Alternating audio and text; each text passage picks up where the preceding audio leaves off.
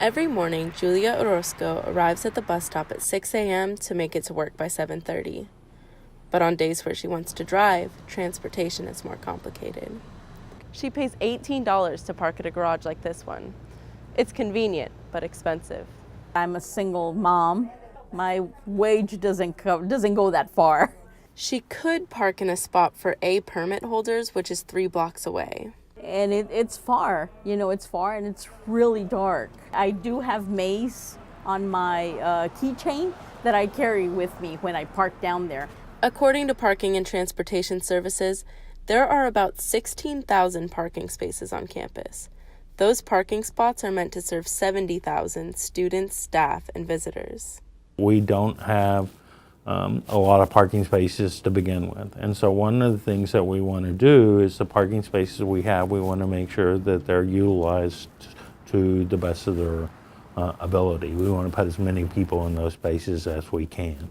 That's why UT sells an unlimited number of C and A parking permits to students and staff every year.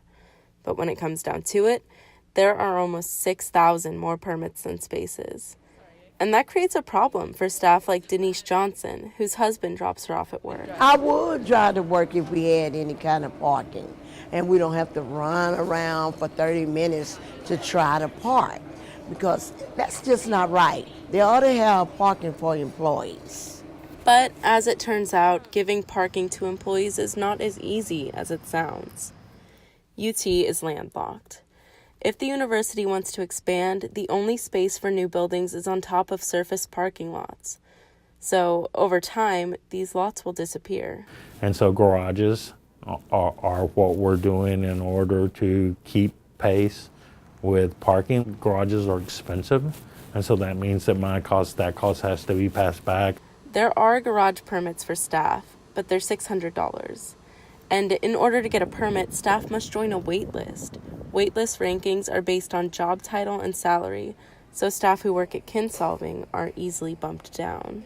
I'm like 300 on the wait list, and every time it starts getting down, it lowers the number. It picks up. It takes about 3 years to get into the garage. Stone says the best solution is to take alternative transportation to work.